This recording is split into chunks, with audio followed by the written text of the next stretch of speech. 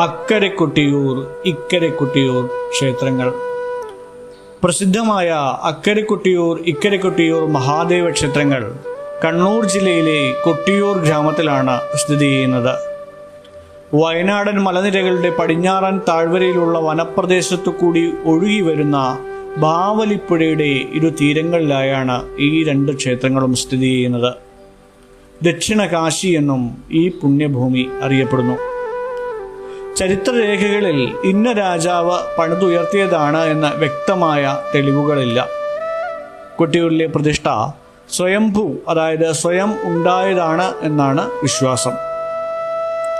കൊട്ടിയൂരിലെ മൂലക്ഷേത്രമായ അക്കരെ കൊട്ടിയൂരിൽ കല്ലും സിമന്റും ഉള്ള സ്ഥിരമായ ശ്രീകോവിലോ വലിയ മതിലുകളോ ഗോപുരങ്ങളോ ഒന്നും തന്നെയില്ല. പ്രകൃതിയോട് ഇണങ്ങി നിൽക്കുന്ന താൽക്കാലികമായ നിർമ്മാണമാണ് ഇവിടുത്തെ പ്രത്യേകത. കൊട്ടിയൂരിൻ്റെ ചരിത്രപരമായ പ്രദേശം പഴയ കോലത്തുനാട് അഥവാ ചിറക്കൽ രാജവംശത്തിൻ്റെ അധികാര പരിധിയിലായിരുന്നു എന്ന് വേണം പറയാൻ. പിന്നീട് മലബാറിലെ കോട്ടയം രാജവംശത്തിൻ്റെ കീഴിലായി. ഇവിടുത്തെ യഥാർത്ഥ അവകാശികൾ ആദിവാസികളായ കുറിച്യരും കുറുമ്പരുമായിരുന്നു. കാട്ടിൽ വേട്ടയാടാൻ പോയ കുറുമർ തങ്ങളുടെ അമ്പ് മൂർച്ച കൂട്ടാനായി ഒരു കല്ലിൽ ഉരച്ചപ്പോഴാണ് ചോര പൊടിഞ്ഞത്. ഈ ചരിത്രസ്മരണ പുതുക്കാനായി ഇന്നും വൈശാഖ ഉത്സവത്തിന് തുടക്കം കുറിക്കുന്നത് ഗോത്രവർഗക്കാരായ പെരുമാൾ തണ്ടാൻ മുത്തപ്പൻ ദൈവത്തിൻ്റെ കോമരമായി വന്ന് വാൾ സമർപ്പിക്കുന്നതോടെയാണ്. പിൽക്കാലത്ത് ഈ പ്രദേശത്തെ പ്രമുഖ നമ്പൂതിരി ഇല്ലങ്ങളായ കാളകത്ത്, ചാത്തമ്പള്ളി തുടങ്ങിയ കുടുംബങ്ങൾക്ക് ക്ഷേത്രത്തിൻ്റെ ഊരായ്മ ലഭിച്ചു. ശങ്കരാചാര്യർ ഇവിടെ എത്തി ആചാരങ്ങൾ പരിഷ്കരിച്ചതോടെയാണ് അക്കരെ കൊട്ടിയൂരിൽ പ്രകൃതി പൂജകളും ഇക്കരെ കൊട്ടിയൂരിൽ താന്ത്രിക പൂജകളും ശക്തമായത്. കൊട്ടിയൂർ ക്ഷേത്രത്തിൻ്റെ ഐതിഹ്യം ഹിന്ദു പുരാണങ്ങളിലെ ഏറ്റവും ശ്രദ്ധേയമായ ദക്ഷയാഗ കഥയുമായി നേരിട്ട് ബന്ധപ്പെട്ടിരിക്കുന്നു. ബ്രഹ്മാവിൻ്റെ പുത്രനായ ദക്ഷ പ്രജാപതിക്ക് ഈ പ്രപഞ്ചത്തിലെ ഏറ്റവും സുന്ദരിയായ മകളുണ്ടായിരുന്നു, സതീദേവി. സതീദേവി ചെറുപ്പം മുതലേ ഭഗവാൻ ശിവന്റെ ഭക്തയായിരുന്നു. ഒടുവിൽ ദക്ഷന്റെ താല്പര്യങ്ങൾക്ക് വിരുദ്ധമായി സതീദേവി ശിവനെ വിവാഹം കഴിച്ച് കൈലാസത്തിലേക്ക് പോയി. ഇത് ദക്ഷന് ശിവനോട് കടുത്ത വിദ്വേഷം തോന്നാൻ കാരണമായി. പിന്നീട് ശിവനെ അപമാനിക്കാനായി ദക്ഷൻ ഒരു മഹായാഗം തന്നെ സംഘടിപ്പിച്ചു. 30 കോടി ദേവന്മാരെയും ഋഷിമാരെയും ക്ഷണിച്ച ദക്ഷൻ സ്വന്തം മകളെയും മരുങ്കനായ ശിവനെയും മാത്രം യാഗത്തിലേക്ക് ക്ഷണിച്ചില്ല. യാഗവിവരമറിഞ്ഞ സതീദേവി ക്ഷണമില്ലെങ്കിലും തൻ്റെ പിതാവിൻ്റെ അടുത്തേക്ക് പോകാൻ ആഗ്രഹിച്ചു. ശിവൻ വിലക്കിയെങ്കിലും സതീദേവി യാഗശാലയിലേക്ക് തിരിച്ചു.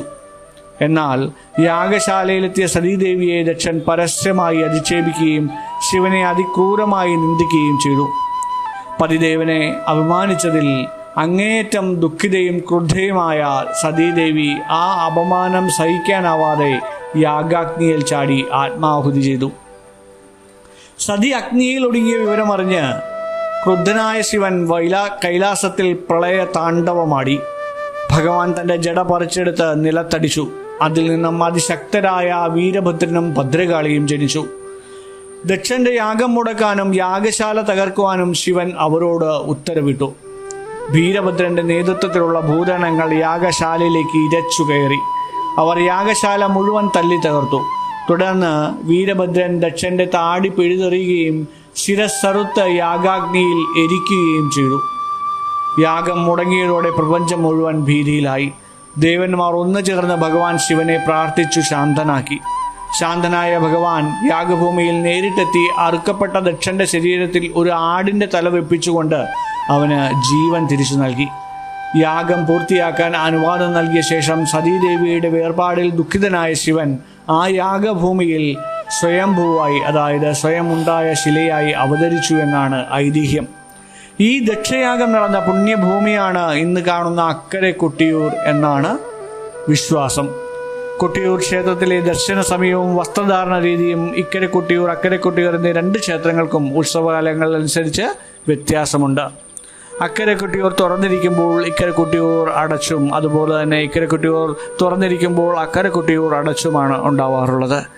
കേരളത്തിലെ മറ്റ് പരമ്പരാഗത മഹാക്ഷേത്രങ്ങളിലേതുപോലെ കടുത്ത വസ്ത്രധാരണ രീതി തന്നെയാണ് കൊട്ടിയൂരിലും പിന്തുടരുന്നത്. പുരുഷന്മാർ മുണ്ടും വസ്ത്രവും ധോത്തിയും ധരിക്കണം, അല്ലെങ്കിൽ മുണ്ട് അല്ലെങ്കിൽ ധോത്തിയും ധരിക്കണമെന്നാണ് പറയുന്നത്.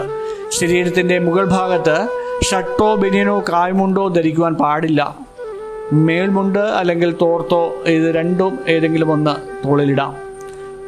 ഒപ്പം പാൻസോ ലുങ്കിയോ ജീൻസോ ഇവിടെ പുരുഷന്മാർ ധരിക്കുന്നത് കർശനമായി നിരോധിച്ചിരിക്കുകയാണ്. സ്ത്രീകൾക്ക് സാരി, സിറ്റമുണ്ട് അല്ലെങ്കിൽ പരമ്പരാഗതമായ ക്ഷേത്രത്തിന് ഇണങ്ങിയ ചുരിദാറോടുകൂടിയ ദുപ്പട്ടയോടുകൂടിയ ചുരിദാറോ ഒക്കെ ധരിക്കാവുന്നതാണ്. ജീൻസ്, ലെഗിൻസ്, മോഡേൺ വസ്ത്രങ്ങളെന്നും ഇവിടെ സ്ത്രീകൾക്കും അനുവദനീയമല്ല. പെൺകുട്ടികൾക്ക് പാവാടയും ബ്ലൗസും ചുരിദാർ പോലുള്ളതും ധരിക്കാം. ആൺകുട്ടികൾ മുണ്ട് ധരിക്കുന്നതായിരിക്കും ഉചിതം എന്ന് പറയുന്നു. കൊട്ടിയൂരിലെ ദർശന സമയം വർഷത്തിലെ കാലഘട്ടത്തിനെ അനുസരിച്ചൊക്കെ വ്യത്യാസപ്പെട്ടിരിക്കുന്നു. വർഷത്തിൽ 11 മാസം പൂജകൾ നടക്കുന്നത് ബാവലിപ്പുഴയുടെ തെക്കേ തീരത്തുള്ള ഇക്കരെ കൊട്ടിയൂരിലാണ്. അപ്പോൾ അക്കരെ കൊട്ടിയൂർ അടഞ്ഞു കിടക്കും. ഇവിടെ സാധാരണ ദിവസങ്ങളിലെ സമയം ഇപ്രകാരമാണ്: 5:30 മുതൽ 12:30 വരെ, അതായത് ഇക്കരെ കൊട്ടിയൂരിലുള്ള സമയം. ഇപ്പോൾ അക്കരെ കൊട്ടിയൂരാണ് ഓപ്പൺ ആയിട്ടുള്ളത്. പൂർണ്ണസമയം വൈകുന്നേരങ്ങളിൽ ഒക്കെ രാവിലെ മുതൽ വൈകുന്നേര സമയം വരെ നമുക്ക് പൂർണ്ണമായിട്ടും അവിടെ ഓപ്പൺ ആയിട്ടുള്ള സമയമാണ്. അവിടെ നമുക്ക് ദർശനം നടത്തുന്നതിന് ആ പൂജാ സമയം ഒഴിച്ചുള്ള സമയങ്ങൾക്കൊക്കെ നമുക്ക് ദർശനം സാധ്യമാണ്. ഇവിടെ എങ്ങനെ എത്തിച്ചേരാമെന്ന് നോക്കിയാൽ പ്രധാനമായും കണ്ണൂർ, തലശ്ശേരി ഭാഗത്ത് നിന്നൊക്കെ വരുന്നവരാണെങ്കിൽ ഏകദേശം തലശ്ശേരിയിൽ നിന്ന് 58 കിലോമീറ്ററാണ് ഈ ഭാഗത്തേക്കുള്ളത്, അതായത് കൊട്ടിയൂരേക്കുള്ളത്. കണ്ണൂരിൽ നിന്നും 68 കിലോമീറ്ററുമാണ്. അതായത് കൂത്തുപറമ്പ്, മട്ടന്നൂർ, ഇരിട്ടി, പേരാവൂർ, കേളകം വഴിയൊക്കെ നമുക്ക് കൊട്ടിയൂർ എത്തിച്ചേരാൻ സാധിക്കും. വയനാട് ഭാഗത്ത് നിന്നാണ് വരുന്നതെങ്കിൽ മാനന്തവാടി വഴി വളരെ എളുപ്പത്തിൽ തന്നെ എത്തിച്ചേരാം. ഏകദേശം 24 കിലോമീറ്ററാണ് ഉള്ളത്. മാനന്തവാടി ബോയ്സ് ടൗണും പാൽച്ചുരം കയറി ഇറങ്ങി കേളകം വഴി കൊട്ടിയൂർ എത്തിച്ചേരാൻ സാധിക്കും. തീവണ്ടി മാർഗമാണ് നോക്കുന്നതെങ്കിൽ ഏറ്റവും അടുത്തുള്ള റെയിൽവേ സ്റ്റേഷൻ തലശ്ശേരി റെയിൽവേ സ്റ്റേഷനാണ്. കണ്ണൂരും അതിൻ്റെ കുറച്ച് ദൂരം മാറി തന്നെയാണുള്ളത്. ഇവിടെ ഇറങ്ങിയാൽ അങ്ങോട്ടേക്കുള്ള യാത്രാ സൗകര്യങ്ങളൊക്കെ ലഭ്യമാണ്. വിമാനമാർഗമാണെങ്കിൽ തൊട്ടടുത്തുള്ള വിമാനത്താവളം എന്ന് പറയുന്നത് കണ്ണൂർ അന്താരാഷ്ട്ര വിമാനത്താവളമാണ്. ഏകദേശം 44 കിലോമീറ്ററാണ് ഇവിടെ നിന്നും കണ്ണൂർ വിമാനത്താവളത്തിലേക്കുള്ള ദൂരം. എയർപോർട്ടിൽ നിന്ന് മട്ടന്നൂർ, ഇരിട്ടി വഴി വളരെ വേഗത്തിൽ തന്നെയൊക്കെ ക്ഷേത്രത്തിൽ എത്തിച്ചേരാം. അപ്പോൾ നമുക്ക് സാധനാവതത്തിനൊപ്പം നമുക്ക് സന്ദർശിക്കാം അക്കരെ കൊട്ടിയൂരും ഇക്കരെ കൊട്ടിയൂരും.